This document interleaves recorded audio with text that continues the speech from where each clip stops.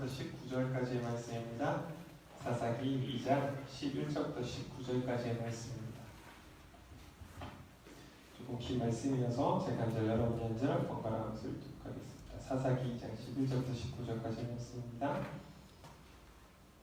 세 번역 버전으로 읽도록 하겠습니다. 이스라엘 자손이 바알 신들을 섬기어 주님께서 보시기에 악한 행동을 일삼으며 이집트 땅에서 그들을 이끌어내신 주 조상의 하나님을 저버리고 주의 백성들이 섬기는 다른 신들을 따르며 경배하여 주님을 신뢰하게 하였다. 그들은 이렇게 주님을 저버리고 바알과 아스타롯을 섬겼다. 그러므로 주님께서 이스라엘 백성에게 크게 분노하셔서 그들을 약탈자의 손에 넘겨주셨으므로 약탈자들이 그들을 약탈하였다. 또 주님께서는 그들을 주위의 원수들에게 팔아 넘기셨으므로 그들이 다시는 원수들을 당해낼 수 없었다. 그들이 싸우러 나갈 때마다 주님께서 그들에게 말씀하시고 맹세하신 대로 주님께서 손으로 그들을 쳐서 재앙을 내리셨으므로 그들을 무척 괴로웠다. 그 뒤에 주님께서는 사사들을 일으키셔서 그들을 약탈자의 손에서 구하여 주셨다. 그러나 그들은 사사들의 말도 듣지 않고 오히려 음란하게 다른 신들을 섬기며 경배하였다. 그들은 자기 조상이 주님의 명령에 순종하며 걸어온 길에서 빠르게 떠나갔다. 그들은 조상처럼 살지 않았다. 그러나 주님께서는 그들을 돌보시려고 사사를 세우실 때마다 그 사사와 함께 계셔서 그 사사가 살아있는 동안에는 그들을 원수들의 손에서 구하여 주셨다. 주님께서 원수들에게 억눌려 괴로움을 당하는 그들의 신음소리를 들으시고 그들을 불쌍히 여기셨기 때문이다. 읽겠습니다. 그러나 사사가 죽으면 백성은 다시 돌아서서 그들의 조상보다 더 타락하여 다른 신들을 따르고 섬기며 그들에게 경배하였다. 그들은 악한 행위와 완악한 행실을 버리지 않았다. 아멘. 오늘 함께 이 사사기의 말씀을 가지고 좀 잠시 다음 세대와 또 다른 세대가 또 우리가 어떻게 살아가야 할지 좀 잠시 나누고자 합니다. 우리가 역사적으로 보면 반복되는 일들이 있습니다. 그리고 또 어떠한 큰 사건들을 상황들을 경험하고 난 다음에는 이전과는 좀 다른 일들이 벌어지긴 하는데 역사적으로 보면 지금 최근에 이제 학자들이 말한 거는 분명히 우리가 지금 포스트 코로나 시대라고 표현하기도 하는데 이 코로나 바이러스로 인한 이 시대를 경험하고 난 이후의 시대는 분명히 많은 것들이 변하게 될 것이고 또 앞으로 이루어질 일들이 더 빠르게 이제 이루어지게 될 것이라는 이야기를 하죠. 그러나 우리가 이러한 어떤 전 세계적으로 역사적인 어떤 큰 사건들을 겪으면서 우리가 기억할 것은 무엇이냐면 이 사건들을 통하여서 우리가 반드시 또 이런 일들이 반복되어지는 것들을 막을 수 있도록 기억해야 한다는 거죠. 다시 말해서 교회의 역할에서 가장 중요한 것이 무엇이냐면 어떠한 역사적인 순간의 잘못에 대해서 우리가 이것을 그냥 지나가버린 일로 망각해버리는 것이 아니라 이것을 기억하고 반복되지 않도록 계속 교회는 그리스도인들은 하나님의 그 역사의 가운데 어떠한 일들이 있었는지를 바라보고 그 일들이 반복되지 않도록 인간의 실수로 어떤 인간의 잘못으로 인해서 이런 일들이 반복되지 않도록 계속해서 기억하게 하는 일들을 꼭 해야 한다는 거죠. 그것이 어떤 예언자적인 사명이고 또 파수꾼의 역할이라는 거죠. 요 며칠 전에 좀 큰 사건이 있었죠. 이천에서 이제 불이 나가지고 많은 사람들이 또 죽게 되었는데 그 사건을 보면 6년 전에 있었던 또 사건과 비슷한 그러니까 사건을 경험했음에도 불구하고 6년이 지난 지금도 그것에 대해서 망각해버리니까 또 똑같은 사고가 반복되는 일들이 일어나는 거거든요. 사실 1900년대 초에 세계교회에서 세계교회 역사를 잘 많이 살펴보면 세계교회들을 어떠한 입장이 있었냐면 우리가 복음 전파를 하면서 굉장히 세계교회들이 하나님의 은혜를 받았다, 풍요로움을 받았다. 우리가 이제는 교회로서의 세계 각 나라가 하나님의 그 백성답게 우리가 잘 선교가 잘 진행되고 있다라고 그렇게 판단하면서 이렇게 좀 자축하는 그런 어떤 큰 세계 선교 대회를 진행을 했습니다. 그런데 그 대회가 있고 난 다음에 어떤 일이 일어났냐면 세계 1차 대전이 시작됐습니다. 그리고 나서 곧이어서 또 2차 세계대전을 경험을 했거든요. 그리고 나서 다시 한번 선교대회를 모임할 때 그 모임에게서 굉장히 큰 무거운 주제가 무엇이었냐면 과연 우리가 하나님 앞에서 어떠한 선교를 했는가라는 그 질문을 던졌거든요. 그리고 그 이후로부터 교회의 입장에서는 전쟁에 대해서 굉장히 반대하는 입장을 계속해서 세계교회의 연합에서는 계속 이야기를 하고 있습니다. 그러니까 이 전쟁을 통하여서 너무나도 많은 사람들이 피해를 입었기 때문에 이 전쟁이 반복돼서는 안 된다라는 이야기를 하고 있는데, 그러나 때로는 어떠한 우리의 세대들은 그 전쟁 경험을 했던, 아마 우리나라도 이제 6.25를 경험했던 세대가 이제 곧 끝이 나고 나면 전쟁에 대한 어떤 그런 아픔과 이런 것들에 대해서도 있게 되면, 요즘 또 뭐 일본이라든지 뭐 이런 데서도 우익 단체들은 또 전쟁을 통해서 뭔가 나라를 대국 강성하게 하겠다 뭐 이런 시도들을 좀 하잖아요. 그러니까 전쟁을 경험하지 않은 세대가 이제 일어나면 또 그런 일들을 반복할 수 있게 된다는 거죠. 왜 이런 조금 역사적인 이야기를 하냐면, 오늘 이 사사기의 말씀 가운데서 보면 그 하나님의 은혜를 경험하지 못한 세대가 이런 다음 그 세대가 일어나게 되니까 이들이 계속해서 반복되는 잘못을 계속 해간다는 거예요. 사실 오늘 이 사사기 2장에 오늘 읽었던 이 말씀은 사사기 전체의 내용에 대해서 요약본과 같습니다. 사사기에서 이 이스라엘 백성이 무엇 때문에 지금 하나님 앞에서 죄를 받고 또 그들의 삶이 어떠했는지 계속 반복되는 역사에 대해서 축약으로 지금 이야기를 해주고 있다는 거죠. 그 사사기 시대에 보면 이제 여호수아를 지도자를 세워서 가나안 땅에 들어와서 그 땅을 이스라엘 전체가 정복하는 그 첫 번째 단계가 있습니다. 그 두 번째 단계가 무엇이냐면 여호수아가 각 지파별로 그 땅을 분배해 줍니다. 거기까지가 이제 여호수아의 역할이었어요. 그렇게 분배를 해주고 여호수아는 이제 죽습니다. 죽고 나서 남은 그 세대가 어떤 일들을 해야 하냐면, 이제는 각 얻어진 그 땅 가운데서 그 여전히 남아있는 그 족속들을 완전히 진멸하고, 그리고 이제 그 가나안 땅에서 정착하면서 이제 살아가야 되는데, 그 완전히 진멸하고 정착하면서 살아가기 위한 조건이 무엇이었냐면, 여호수아가 죽기 전에 여호수아서 24장에 보니까 나는 오직 여호와만을 섬기기로 결심했다. 그러니까 너희가 예전에 그 메소포타미아에서 살던 그때 거기에 섬기던 우상을 섬기든지, 아니면 이 가나안, 이 아스타롯과 이 바알신을 섬기는 이들의 신을 섬기든지, 아니면 여호와 오직 너희 하나님만을 섬기든지 너희가 선택해라 라고 이야기를 했을 때, 이스라엘 백성들이 어떤 결단을 하냐면, 우리 또한 우리의 가정은 오직 여호와만 섬기겠습니다 라고 약속을 했습니다. 결단을 했습니다. 그런데 그 세대가 끝나고 난 다음에 다시 일어난 그 세대가 이제는 정착해서 이제는 그 땅에 남아있던 족속을 다 없애고 그 땅에 이제 정착해야 될 그 세대들이 어떤 일을 했냐면 그 일들을 행하지 못했다는 거예요. 그 가나안 땅에 남아 있었던 그 몇 족속 안 되는 그 6족속을 다 진멸하지 않았다라는 겁니다. 싸울 힘이 없어서 싸우지 않은 것이 아니에요. 싸우고 싶지 않아서 싸우지 않은 것이 아니라, 그들이 가만히 보니까 지금 이 이스라엘의 역사를 그 경험을 따져보면 이들은 농경 생활을 해왔던 민족이 아니거든요. 오래 조상기 때부터 지금 애국에서 그 생활하다가 40년이라는 시간을 광야에서 빙빙 돌면서 살아왔습니다.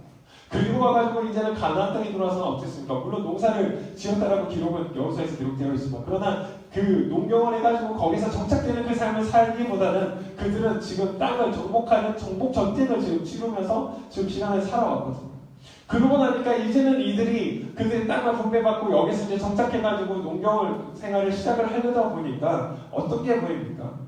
이 지역에 대해서 또 농업에 대해서 지금 자신들은 경험이 없거든요. 그러니까 이전에 여기에서 이미 농경 생활을 하고 있던 그 가나안 족속에 그들에게는 굉장히 유익한 거예요. 그들이 지금 그들과 교류를 하면서 이들이 어떻게 해가지고 그 많은 곡식들을 수확하는지, 어떻게 이 농경 생활을 이렇게 이어가는지 그들의 생활을 보면서 배울 게 참 많았거든요. 얻을 게 참 많았거든요. 그러니까 전쟁을 하지 않는 겁니다. 그들과 타협하는 거예요. 그러니까 결혼을, 그들의 족속들과 결혼을 하면서 결국엔 어떻게 됩니까? 그들이 신마저도 섬기는 우상숭배의 범죄까지 나아가게 되는 거거든요. 결국 하나님의 말씀에 따라서 그 모든 족속을 진멸하다는 그 하나님의 말씀을 따라 살아가지 않고 거기에 순종하지 않고 자신들의 눈에 보이는 대로, 눈에 보기에 좋은 대로 판단하고 따라갔더니 결국 하나님 앞에서 범죄하는, 우상숭배의 범죄를 하는 그 일까지 나아갔고, 하나님은 그래서 그들 가운데 하나님의 말씀하셨던 대로 그들이 너희가 나를 따르지 않을 때, 너희가 내 말을 순종하지 않을 때 내가 너희를 진멸하겠다는 말씀대로 그 남아있던 족속 때문에 괴롭힘을 당하고 굉장히 곤란한 생활을 당하게 되거든요. 그때도 하나님께서 그러나 여전히 불쌍히 여기셔서 그들에게 사사를 세우셨고, 그 사사가 능력이 있어서가 아니라 세워주신 그 사사에 하나님이 함께 해주시니까 그 사사가 살아있는 동안은 또 이스라엘이 평안한 겁니다. 그러나 이스라엘 백성이 어떡합니까? 사사의 말을 따르지 않고 때로는 사사조차도 하나님 앞에서 그 하나님의 말씀을 법도를 떠나가게 됩니다. 그러니까 또다시 그런 또 이방 족속들로부터 많은 공격을 받고 어려움을 당하고, 때로는 처참하게 짓밟히는, 그래서 타작마당에 숨어서 포도즙의 틀에서 타작을 하고 있는 이런 모습들을 보이는 그런 시대가 계속 세대가 반복된다는 거죠.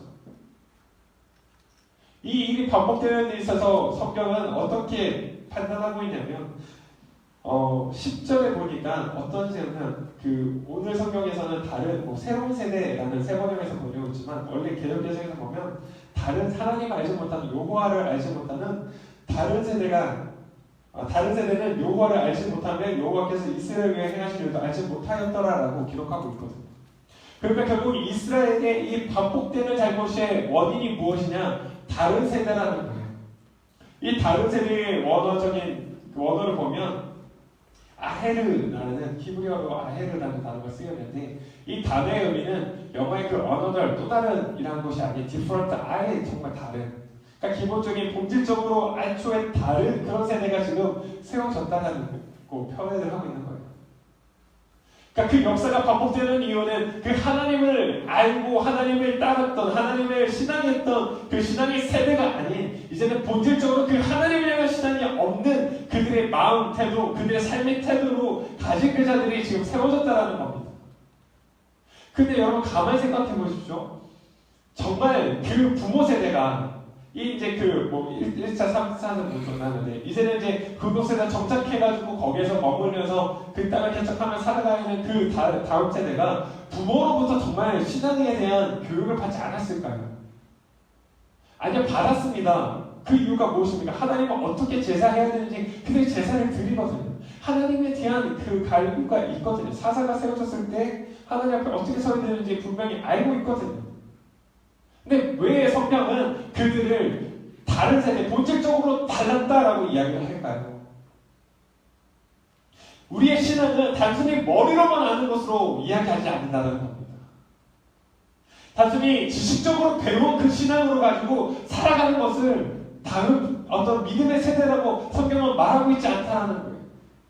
아무리 머리로 배우고 지식적으로 배웠는데 이들의 삶의 태도가 무엇이었습니까? 이들의 신앙의 태도가 무엇입니까? 눈에 보이는 대로 반응하더라는 거예요. 자신들의 눈에 보기 좋은 이곳에서 이제는 가나안 땅에서 농경 생활을 하면서 정착하기에 보기에 좋은, 그래서 저 가나안에 이미 살았던 저들의 경험, 저들이 가지고 있는 그 문화, 그들의 어떤 기술들, 이것이 오직 하나님의 말씀에 따라서 순종해서 그들을 다 버리고 하나님의 말씀에 순종하면서 살아야 했던, 보이지 않는 하나님의 말씀보다 눈에 보이던 그 가나안 족속의 그 문화가 더 크게 다가왔다라는 거죠. 신앙의 문제는 머리로 아느냐 이것도 중요합니다. 그러나 더 중요한 것은 우리가 무엇으로 반응하느냐, 이것이 훨씬 더 우리의 신앙의 본질을 이야기해 줍니다.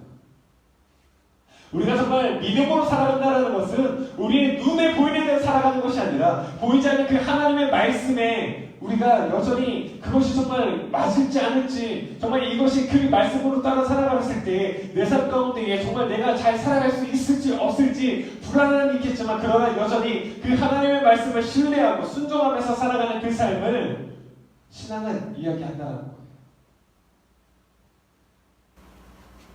우리가 기억할 게 있습니다. 오늘도 마찬가지입니다. 우리가 잊지 말아야 할 것은 오늘 우리의 반응이 눈에 보이는 것들에 의해서 반응해서는 안 된다는 거예요. 세상이 말하는 이 신혼 시대 가운데 지금 이 시대 가운데 야 이렇게 살아가는 것이 답이야라고 이렇게 살아가는 것이 맞는 거야 라고 말하고 있는 그런 시대의 그 모습을 우리가 바라보면서 그래 저렇게 살아가는 것도 좋은 것 같아 아니면 저렇게 따라가는 것이 조금 더 나은 방법일 것 같아 라고 반응하면서 그것을 쫓아가는 것이 아니라 여전히 우리에게 보이지 않지만 말씀하고 계신 그 하나님의 말씀을 우리가 따라서 살아갈 수 있는 그 용기 그것이 우리가 살아가야 할 삶의 모습이라는 겁니다.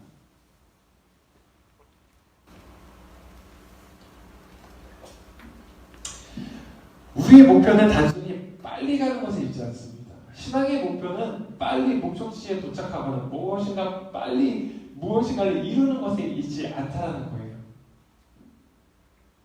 마라톤을 여러분 한번 생각해 보세요.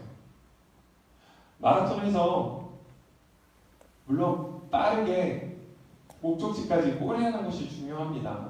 그래서 등수 안에 들어가는 것이 너무 중요하겠죠. 그러나 여러분 그 마라톤에서 우리가 꼭 기억해야 할 것은 무엇일까요? 정해진 트랙을 따라서 뛰어야 한다는 겁니다. 내가 그 골인 지점까지 가는 데 있어서 내가 빨리 갈 수 있는 지름길을 알고 있어. 그래서 그 지름길로 막 뛰어가지고 골인을 했습니다. 이 사람에게 1등이라고 이야기를 할까요? 당신은 우승했습니다라고 이야기를 해줄 수 있을까요? 아니죠. 당신은 실격이라고 이야기를 하죠. 이 경기에 임했지만 그러나 당신의 자격이 없다라는 겁니다. 왜요? 정해져 있는 그 원칙에 따라서 살지 않았기 때문에요. 원칙에 따라서 뛰지 않았기 때문에. 여러분 이스라엘 백성에게 여호수아가 마지막으로 왜 너희는 하나님의 말씀을 따라서 살아라고 이야기를 할까요? 여호수아도 알았던 것 같아요. 그 가나안 땅에서 그들이 살아가기 위해서는 그들이 이미 살았던 그들의 다른 민족의 그 문화와 그들의 생활 방식이 유익하게 보였을 거라는 것을 알았을 거예요. 그러나 하나님 앞에 부름받은 백성으로서 이스라엘 백성이 살아가야 할, 지켜야 할 원칙은 무엇인가? 하나님의 말씀을 떠나지 않는다는 것입니다. 아무리 그들의 문화를 받아들이고 그들의 방식을 받아들여서 거기서 풍요를 이루면서 살아가는 것이 훨씬 더 유익하게 보일지 몰라도 그러나 하나님 앞에서 우리의 삶은 그것은 실격이라고 여호수아는 말씀하고 있는 거거든요. 우리가 하기 쉬운 착각은 무엇이냐면 자꾸 하나님의 말씀을 파괴하면 우리의 삶이 조금 더 편할 거라고 생각을 합니다. 하나님의 말씀을 떠나서 살면 우리의 삶이 조금 더 나아질 거라고 생각할 때가 있어요. 그 말씀 무시하고 이걸 선택하는 것이 조금 더 좋겠지라고 생각할 때가 있습니다. 그러나 꼭 기억해야 할 것은 우리는 하나님의 말씀을 파괴할 수 있는 존재들이 아니라 하나님의 말씀을 떠났을 때에 우리의 삶이 파괴되는 존재라는 것을 여러분 기억하셔야 된다는 거예요. 예전에 많은 비유를 들었지만 유명한 비유이기도 하지만 물고기가 물을 떠나서 살 수 없듯이 하나님의 영을 받아서 살아가는 인간은 하나님을 떠나서는 파괴될 수밖에 없는 존재라는 것을 우리는 기억해야 된다는 거죠. 우리는 하나님의 말씀을 떠나서는 살아갈 수 있는 존재들이 아닙니다. 사랑하는 여러분, 우리가 오늘날 기억하십시오. 오늘 이 상황 가운데 우리가 기억해야 할 것, 우리 눈에 보이는 대로 반응하는 것이 아니라 우리의 좋아 보이는 것으로 그냥 저렇게 살아가는 것이 좋아 보인다. 그래서 반응하고 거기를 쫓아가면서 살아가는 것이 아니라 오늘 우리에게 말씀하시는 하나님의 말씀의 원칙, 하나님의 말씀의 법에 따라서 우리가 살아가는 것. 우리에게 주어진 그 삶의 길을, 삶의 그 여정을 하나님의 말씀의 원칙에 따라서 살아가는 것. 여러분 그것이 신앙의 길이라는 것입니다. 그것이 믿음이라고 이야기하는 거예요. 아무리 우리에게 주어진 상황들 속에 우리가 흔들리고 넘어진다 해도 거기에 주저하거나 거기에 멈춰있는 것이 아닙니다. 여전히 우리에게 주어진 길을 꿋꿋이 남들이 가도보다 빨리 가는 것 같아 보여도 다른 사람들이 훨씬 더 잘 가는 것 같아 보여도 우리가 거기에 굴하지 않고 우리에게 주어진 우리에게 말씀하고 계시는 하나님의 그 말씀의 그 법도를 그 하나님의 말씀의 그 트랙을 따라서 우리의 경주를 하는 것 자꾸 남을 바라보며 비교하지 않고 나에게 주어진 그 일에 대해서 온전히 바라보며 살아가는 것, 여러분 그것이 우리에게 더욱더 중요하다는 겁니다. 오늘 이스라엘 백성들이 이 사사시대 가운데 이 암흑의 시대를, 암흑의 역사를 보내는 그 이유, 하나님에 대한 지식은 있지만 그들 삶의 방향은 자신들의 눈에 보이는 것에 반응하며 살았다는 거예요. 하나님의 말씀에 순종하며 살아가는 그 결과가 무엇일지 자신들도 두려웠겠죠. 그러니 눈에 보이는 대로 저렇게 하면 잘 살아가구나, 그것을 따라갔다는 거. 그러나 우리는 기억해야 합니다. 우리는 우리의 눈에 보이는 대로 따라가는 것이 아니라 오늘 우리에게 하시는 하나님의 말씀, 우리에게 정해주신 하나님의 말씀의 틀에 관해서, 하나님의 그 말씀의 법칙 안에서, 원칙 안에서 우리는 걸어갈 수 있는 사람들, 살아갈 수 있는 사람들. 그래서 하나님 앞에 더욱더 온전한 그 삶으로 고백하며 살아가는 사람들, 우리가 그런 믿음의 다음 세대들이 되어야 한다는 것입니다. 우리가 그런 사람들 되기를 원합니다. 말씀을 마무리하면서 우리 다시 한번 기억할 것은, 우리의 그 삶 가운데 하나님 분명히 말씀하시는 삶의 방식들이 있다는 거죠. 우리가 반복되는, 혹시 우리의 삶 가운데 반복하면서 실수하고 있는 모습들이 혹시 있습니까? 그렇다면 그 하나님 앞에서 다시 한번 그 말씀 가운데 내 삶을 점검해야 된다는 거예요. 자꾸 무엇인가 막혀져가는 그 일이 있다면 지금 내가 무엇을 목적으로 지금 어떠한 방향으로 뛰어가고 있는가, 하나님 말씀 앞에서 점검하셔야 합니다. 내 마음에 두려움이 생기니까 하나님 말씀 따라서 살아간다는 것이, 내가 나의 하나님, 나의 존재를 하나님 말씀 앞에서 나의 존재를 인정하면서 누군가 비교하지 않고 내게 주어진 이 길을 하나님의 그 뜻이 있다는 것을 믿고 가는 것, 때로는 그것이 굉장히 두려움으로, 과연 이게 맞을까? 정말 때로는 남들과 비교하면서 왜 내 삶은 이것밖에 되지 않을까라는 마음이 찾아올 수 있어요. 답답함이 있을 수 있습니다. 두려움이 있을 수 있습니다. 걱정, 근심이 찾아올 때가 있어요. 그러나 우리가 그때마다 기억하는 것, 그렇다고 해서 우리가 지름길이 있다라고 그 트랙을 벗어난다면 우리는 우리 삶이 실격이 되고 만다는 거죠. 아무리 그런 두려움들, 아무리 그런 마음들이 찾아온다 할지라도 그때마다 여전히 하나님의 그 신실하심을, 하나님께서 나를 향한 하나님의 그 마음은 선하신다는 것을 우리가 잊지 않고 기억하셔야 합니다. 하나님의 그 방법은, 또 하나님의 그 일들은 어느 때에 어떻게 이루실지 우리는 알지 못하지만, 그러나 꼭 기억할 것, 선하신 하나님은, 살아계신 그 하나님은 반드시 하나님의 때에 우리의 삶에 향하신 그 계획들을 이루신다는 거예요. 그 때의 차이는 있겠지만 그러나 하나님은 선한 계획 가운데에 우리의 삶을 이루어 가신다는 겁니다. 그것을 믿고 보이지 않는 믿음의 길을 걸어갈 수 있는 저와 여러분 되기를 간절히 기도합니다. 우리 시간 좀 같이 한번 찬양했으면 좋겠습니다. 우리 아까 불렀던 찬양인데요, 아무것도 두려워 말라. 우리 이 찬양 부르면 오늘도 우리가 고3 친구들은 또 걱정들 많을 거예요. 지금 이렇게 있는 게 맞을까? 또 이 상황들 속에서 정말 내가 어떻게 할 수 있을까? 걱정들 많겠지만, 그러나 여러분, 그런 상황 속에 여전히 우리가 하나님께서 나에게 향하신 그 하나님의 계획이 있음을 믿으며 그 말씀 가운데 여전히 우리가 살아가기 위해서 여러분의 삶의 방향성을, 목적을 두기를 간절히 원합니다. 1학년 친구들 마찬가지입니다. 우리 선생님들 마찬가지일 거예요. 우리에게 때로는 찾아오는 삶의 일들에 때로는 누군가의 삶과 비교되면서 내 삶이 정말 이것이 맞을까라는 그런 고민들도 있을 것이고, 때로는 답답함이 있으실 거예요. 그러나 여전히 그럴 때마다 우리가 하나님의 말씀 기억하며 하나님께서 나를 향한 하나님의 그 계획이 있음을 믿으며 하나님께서 우리에게 주신 그 말씀의 그 트랙을 우리가 벗어나지 않고 묵묵하게 그 길을 걸어가는 것, 그 믿음의 삶을 살아가기를 간절히 기도합니다. 같이 찬양하겠습니다.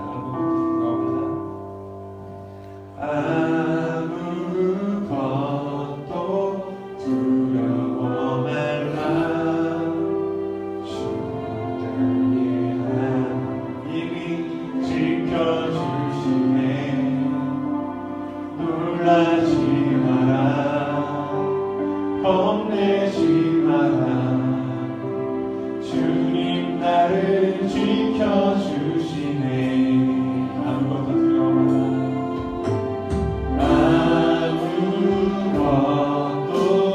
두려워 말라. 주 나의 하나님이 지켜주시네. 놀라지 마라, 겁내지 마라. 놀라지 마라, 겁내지 마라. 주님 우리를 지켜주십니다. 주님 나를 지켜주십니다. 그렇기 때문에 우리가 눈에 보이는 대로 반응하지 않고 하나님의 그 말씀을 따라가야 합니다. 이 힘에 겨워 지칠지라도 주님은 여전히 우리를 지키십니다. 지켜주시네.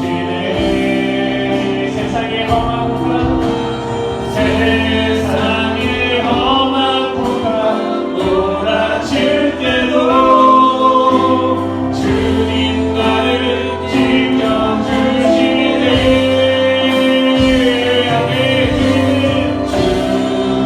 주님은 나의 산성, 주님은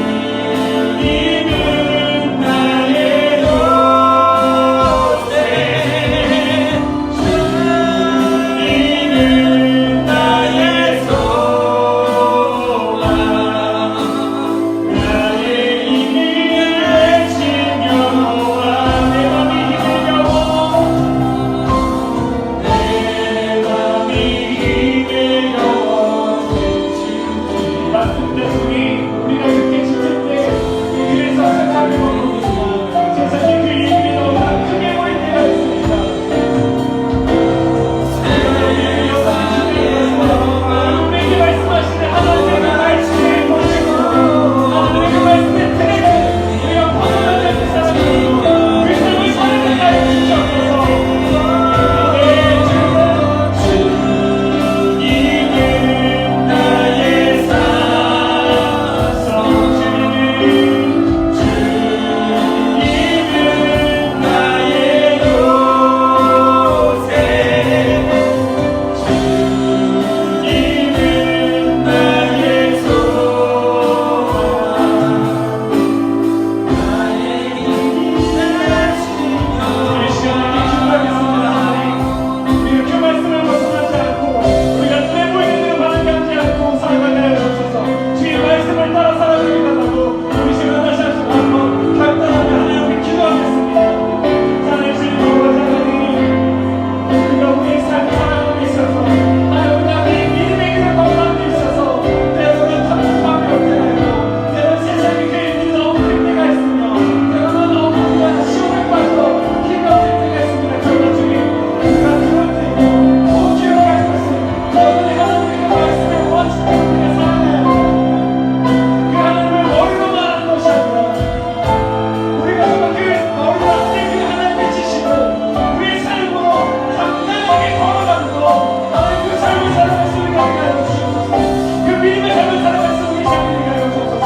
어려운 그 사람이 우리의 때로는 절망하며 잠들며 답답하게 하는 상황이라 할지라도 그러나 여전히 하나님의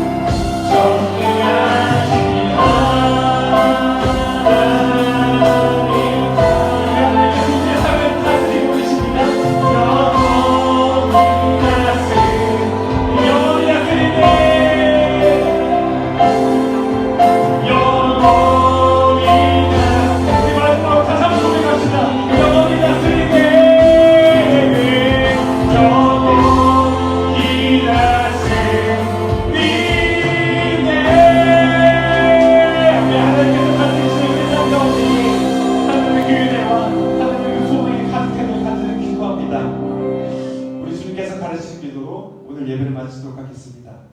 하늘에 계신 우리 아버지, 아버지 이름이 거룩하게 하시며 아버지의 뜻이 나오게 하시며 아버지의 뜻이 하늘에서와 같이 땅에서도 이루어지게 하소서. 오늘 우리에게 은혜의 양식을 주시고 우리가 우리에게 잘 못한 사람을 용서해 준 것 같이 우리 죄를 용서해 주시고 우리를 시험에 빠지지 않게 하시고 악에서 구하소서. 나라와 권능과 영광이 영원히 아버지의 것입니다. 아멘.